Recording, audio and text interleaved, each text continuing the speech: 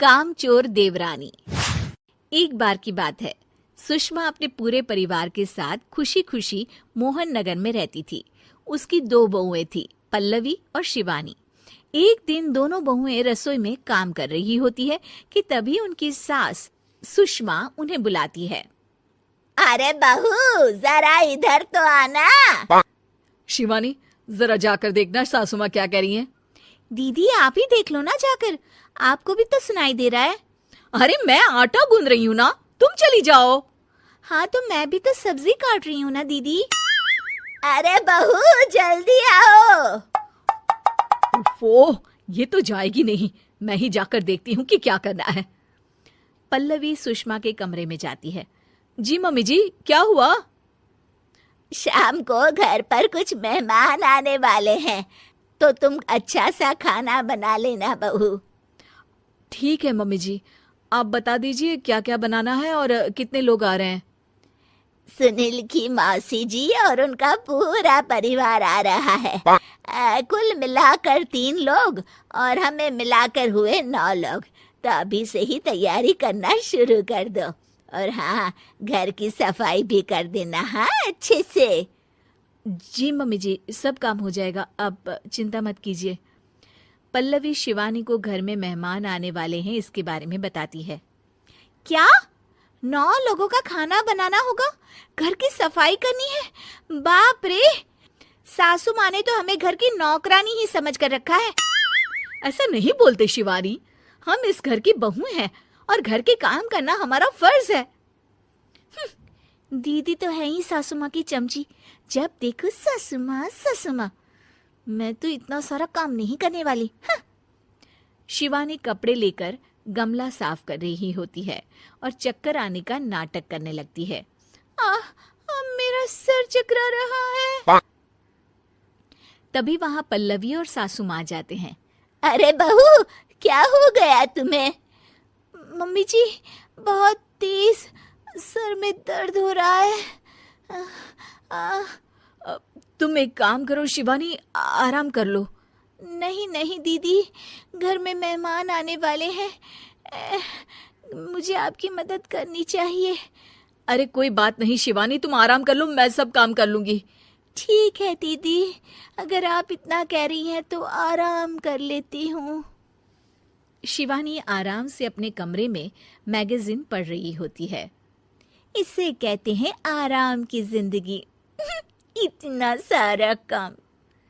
चलो, सारा काम खत्म हो गया, शिवानी को देख आती हूँ। शिवानी अपने कमरे में ईयरफोन में गाने सुनते सुनते सो जाती है और उसके साइड में मैगजीन भी रखी होती है। पल्लवी वहां आ जाती है और वो सब देखती है। ओहो, तो मतलब सब काम चोरी का बहाना था। अभी बताती हूँ इसको। घर का सारा काम मुझे करना पड़ा और ये महारानी यहाँ मैगजीन पढ़ रही है, गाने सुन रही है। पल्लवी रसोई से एक प्लेट और चम्मच लेकर आती है और शिवानी को थाली बजाकर उठाने लगती है। शिवानी अचानक से उठती है। उठ गई महारानी, गाने भी सुन लिए, मैगजीन भी पढ़ ली। तुम तो बहुत बड़ी झूठी निकली शिवानी। तुमने सर दर्द का बहाना बनाया ताकि काम करने से बच सको। हाँ बनाया बहाना, तो क्या करती, इतने सारे काम करती। मुझे कोई शौक नहीं है चापलूसी का। क्या चापलूसी? तुम्हें लगता है कि मैं सारे काम चापलूसी के लिए कर रही हूँ? और नहीं तो क्या। तभी वहां सासू माँ आ जाती हैं। अरे बहू, वो लोग बस आने ही वाले हैं, तुम तैयारियां कर लो। जी सासू माँ, तुझे तो मैं बाद में देखती हूँ।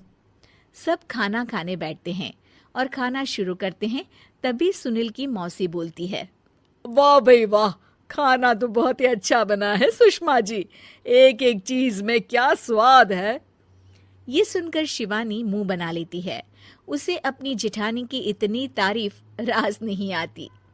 आपकी बहुएं तो बहुत ही अच्छा खाना बनाती हैं।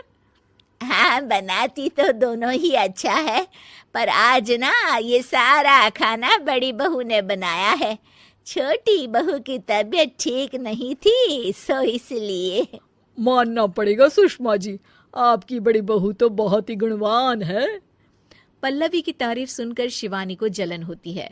पल्लवी ये सुनकर खुश हो जाती है और शिवानी की तरफ देखकर उसे चिढ़ाती है। कुछ देर बाद मेहमानों के जाने का वक्त हो जाता है। मौसी जी सबके लिए उपहार लाई होती है। वो सबको शगुन के पैसे देती हैं और अंत में पल्लवी के पास आती है। तुम्हारे लिए शगुन का लिफाफा तो है ही, पर बहू तुम्हें एक और उपहार भी मिलेगा इतना अच्छा खाना बनाने के लिए।